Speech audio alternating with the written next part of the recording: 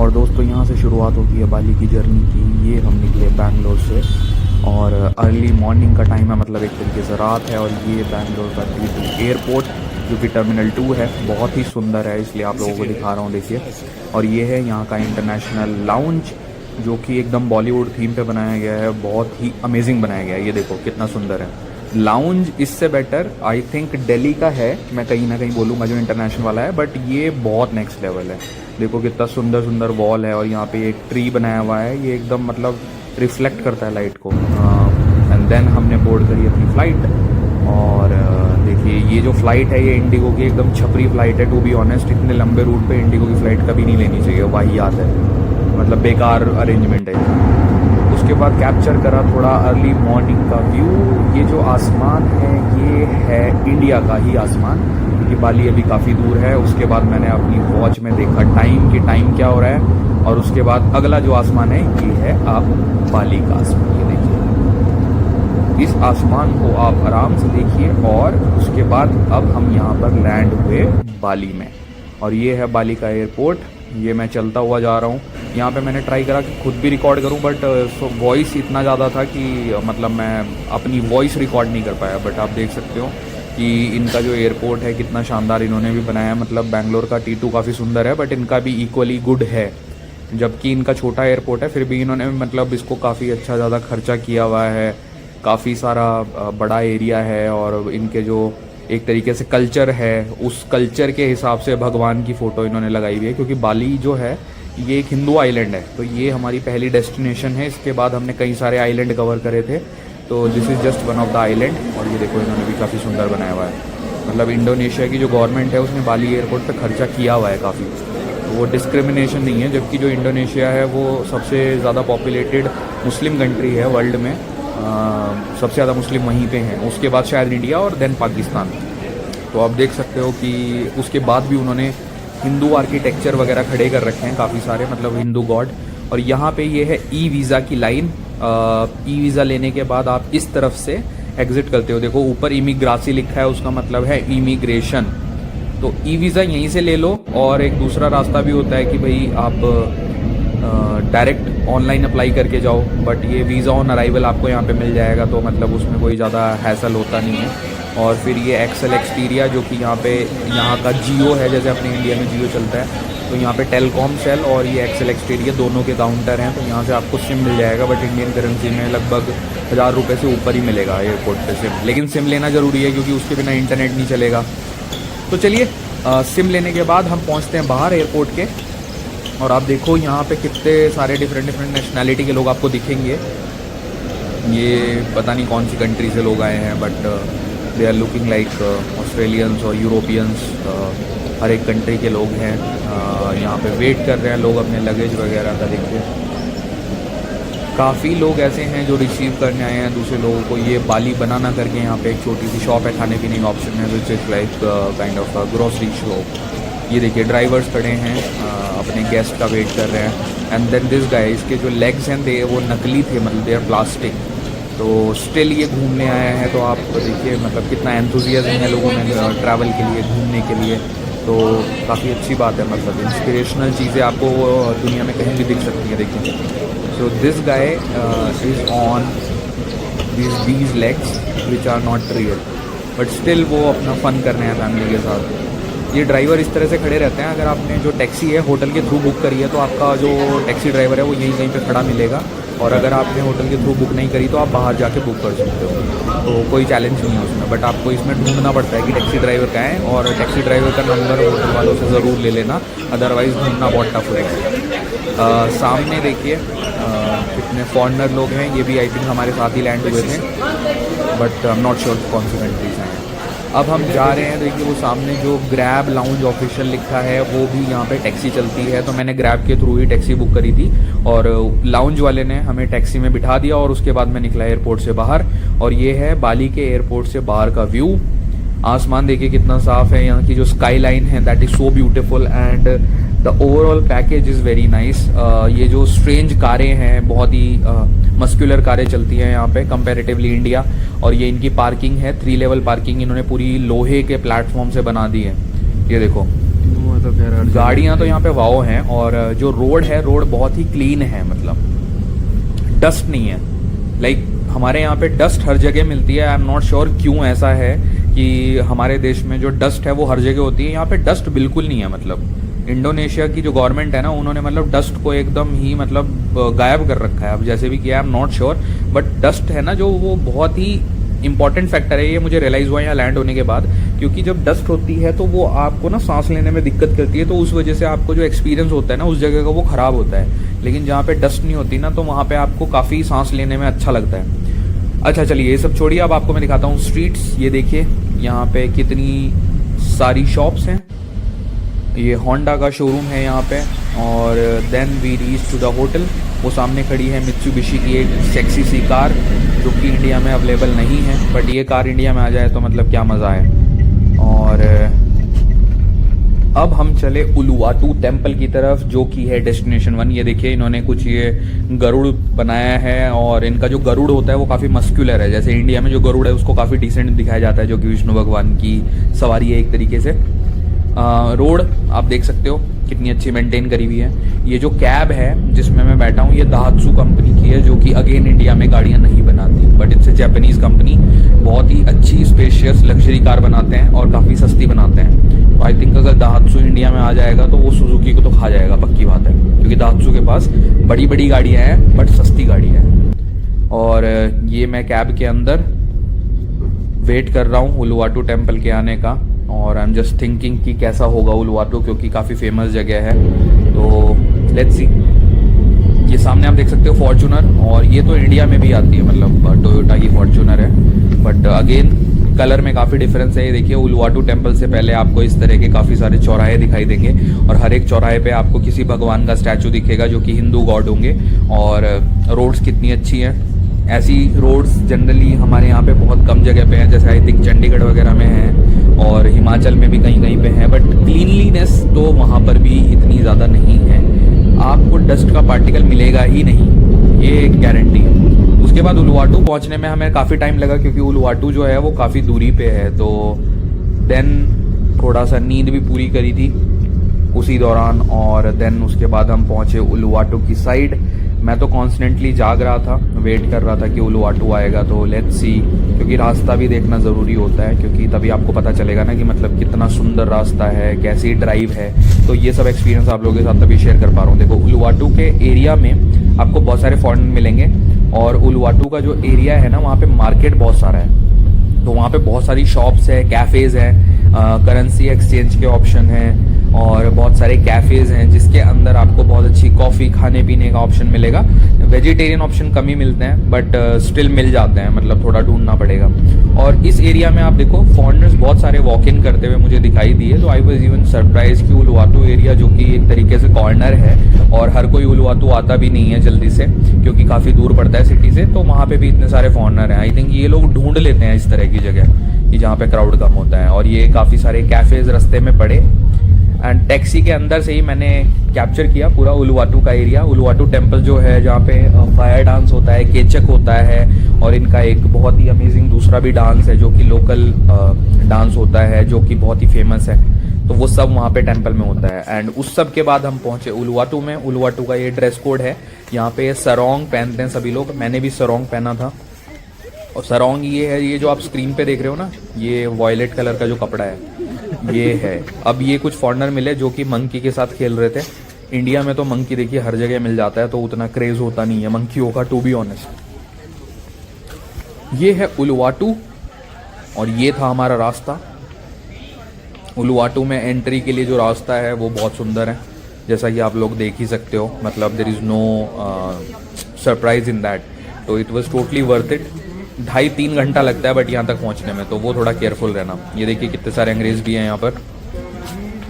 Indians भी आपको काफ़ी दिखाई देंगे, सब हनीमून वाले दिखते हैं। बच्चों वाले लोग तो यहाँ पे नहीं आ सकते, क्योंकि इट्स वेरी टफ इतनी लंबी ड्राइव बच्चों के साथ करना। यहाँ पे खाली जो हनीमूनर्स हैं मोस्टली वही दिखेंगे आपको। देखिए कपल दिखेंगे, क्योंकि चढ़ाई इतनी है कि बच्चों के साथ आप चढ़ ही नहीं पाओगे।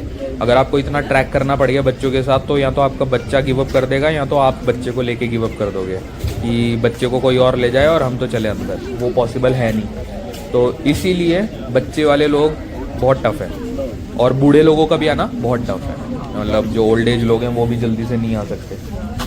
तो ये देखिए, ये है मेन का टिकट काउंटर जहाँ से आपको टिकट मिलता है केचक डांस देखने के लिए। एंड ये हूँ मैं, अपना थोड़ा सा शॉट्स मैंने भी लिए। ये देखिए, मैंने भी इन सरोंग पहना था, तो even I wanted to take some of the shots, क्योंकि मैं वीडियो बना रहा था constantly, but I wanted to get captured on this amazing view. आप व्यू देख सकते हैं सामने समंदर का, और सनसेट हो रहा है। और ये मैंने पहना है ब्लैक पैंथर का टी शर्ट्स, जो कि मैंने सोल्ड स्टोर से लिया था। यहाँ पे देखिए आप कितने सारे लोग वेट कर रहे हैं सनसेट होने का, क्योंकि सनसेट के बाद एक अमेजिंग डांस देखने को मिलेगा। देखिए सामने कितना ज़्यादा भीड़ हो गई है, लोग वेट कर रहे हैं और इस व्यू को मतलब प्रॉपरली इंजॉय कर रहे हैं। एंड देन आप देखो तो यहाँ पे ये जो लोकल बंदे हैं ये प्रॉपर क्यूब ही बनवाते हैं। उस तरफ आप समुद्र का व्यू देखिए, the sea is looking amazing and that is the area where the केचक dance will happen after sunset.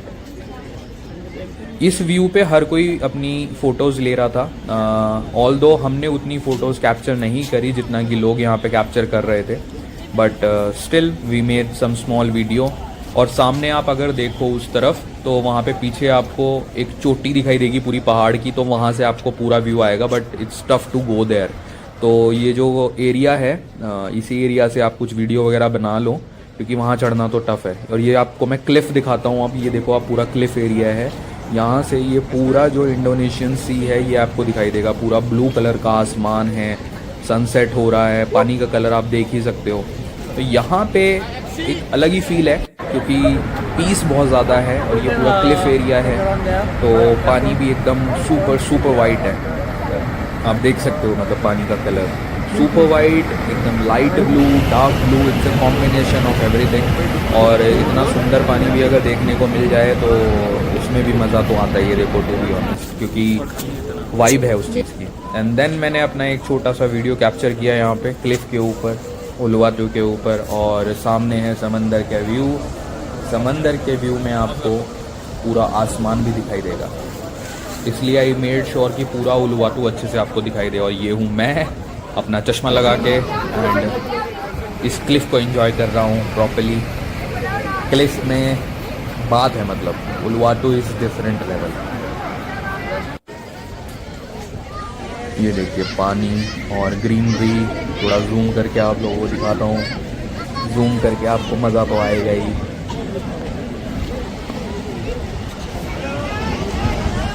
जो ओशन के ऊपर जो सन की लाइट है वो इतनी सुंदर लग रही है कि मतलब आई थिंक वो कैमरे में कैप्चर हो पाए नहीं हो पाए, I am not so sure, क्योंकि कैमरे की लिमिटेशन है, बट आँखों की तो कोई लिमिटेशन नहीं है ना, आँखों से कैप्चर होता है। ये देखिए सब लोग वेट कर रहे हैं। देखिए बच्चे अपने पेरेंट्स के साथ अपने पापा के ऊपर बैठे हैं, और इस तरफ कितने सारे लोग देखिए समंदर की तरफ देख रहे हैं। इंडियंस भी आपको काफ़ी सारे दिखाई देंगे, पाकिस्तानी भी बहुत सारे हैं, फॉरेनर बहुत सारे हैं। And this is the ticket counter for the fire dance, जो कि आपको थोड़ी देर में दिखाएंगे। देखिए ये थी ओपनिंग सेरेमनी फायर डांस की, and she was kind of opening the act for us.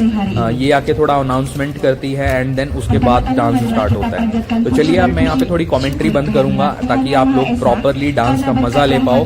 But she would be the first person जो आके आपको थोड़ा इसकी डिटेल बताएगी, और वो अपनी नेटिव लैंग्वेज में बताती है, इंडोनेशियन लैंग्वेज में बताती है, तो आपको समझ कुछ भी नहीं आने वाला। तो ये भी ध्यान रखिएगा, इंग्लिश में वहाँ पे बात नहीं की जाती, क्योंकि ये प्रॉपर ट्रेडिशन को फॉलो करते हैं। चलिए अब मैं होने वाला हूँ साइलेंट, और आप लोग एंजॉय करिए पूरा केचक डांस का, इस पूरी डांस सेरेमनी को आप मजे से आप देखिए। मैं मिलता हूँ आपको थोड़ी देर बाद, जब ये डांस खत्म हो जाएगा, देन आपको और चीजें बताऊंगा। Good afternoon and welcome to Uluwatu. Thank you for your attention to watch the Kecak dance performance this afternoon. First of all, let us express our gratitude to God. Because of His grace, we can all gather here and enjoy the beauty of the natural panorama of Uluwatu. Kecak dance is a performed with a storyline adapted from the classic Hindu epic entitled Ramayana, which tells the life of the 12 prince of the Ayodhya kingdom named Sri Rama, who struggled to get back his queen named Devi Sita, who was kidnapped by Prabu Dasamuka or Rahwana. The ketchup dance performance is very unique because it is not accompanied by musical instrument or gamelan, but with a choir of about 70 people. For further information, please kindly check the synopsis that has been provided. Thank you for your attention. And then now, let's enjoy the view and then the show. Give applause and then now, please welcome Karuan Demo Ulatu Ketchup Dance. Thank you.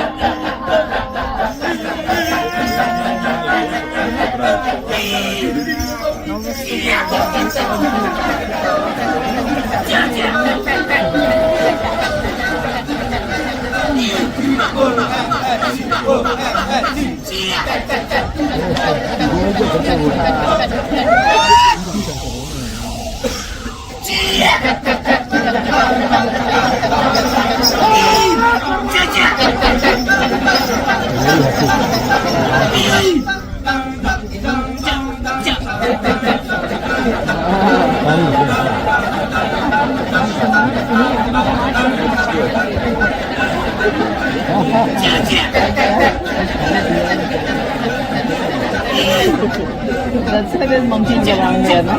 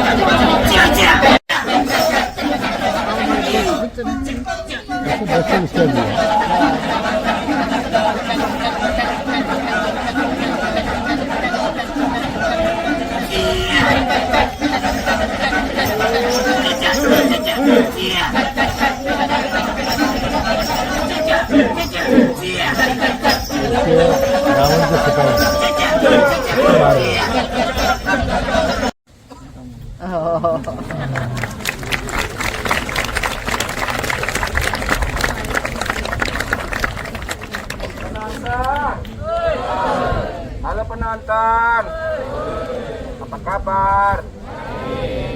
Makan kerupuk, makan buah kedondong. Mana tepuk tangannya dong?